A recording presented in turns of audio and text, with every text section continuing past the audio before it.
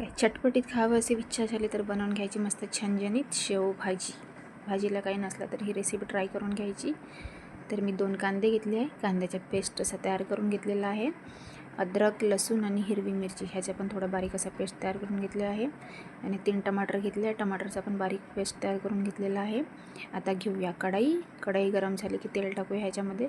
तेल गरम झाले की लगेच टाकूया राई, जिरं आणि सुके मसाले, दालचिनी, बडी इलायची, छोटी इलायची, काली मिरची हे सर्व टाकून घेऊया. ह्याला छान असं एकत्र मिक्स करून घेऊया. मसाला आपला पकला की ह्याच्यामध्ये टाकूया अद्रक, लसूण आणि हिरवी मिरचीची केलेली पेस्ट. ह्याच्यामध्ये टाकूया कांद्याची पेस्ट. हिला पण छान अशी परतून घेऊया. छान अशी पकवून घ्यायची हिला. ही पकलं की ह्याच्यामध्ये टाकूया टमाटरची प्युरी, जे आपण टमाटरचा पेस्ट तयार करून ठेवला होता तो टाकलेला आहे. ह्याला पण छान असं मिक्स करून घेऊया. तर ह्याच्यामध्ये टाकूया सुके मसाले. हळदी पावडर टाकलेला आहे, थोडं धनी पावडर आणि काश्मीरी लाल मिरची, थोडा गरम मसाला आणि थोडा काळा मसाला टाकलेला आहे. ह्याला छान असं मिक्स करून घेऊया. ह्याच्यावर टाकूया दुधाची साय, जे दुधाची क्रीम असतं ते. ह्याला फेटून घेतली आहे मी आणि ही टाकलेली आहे 3 चम्मच.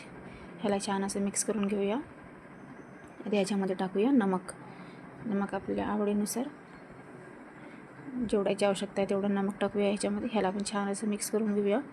ह्याच्यामध्ये टाकूया थोडं पाणी ॲड केलेलं आहे मी. मसाला छान असा परतून घेऊया. आणि 1 टमाटर कापून घेतला होता लांब लांब, त्याला पण टाकलेलं आहे ह्याच्यामध्ये. आता जेवढं पाण्याची आवश्यकता आहे आपल्याला तेवढं पाणी टाकून घ्यायचं. पाण्याला छान उबाल आली की ह्याच्यामध्ये टाकून घेऊया लगेच सेव आणि कोथिंबीर टाकून भाजी सर्व करूया. तर बघा, झाली आपली शेवभाजी. कशी वाटली रेसिपी नक्की सांगा.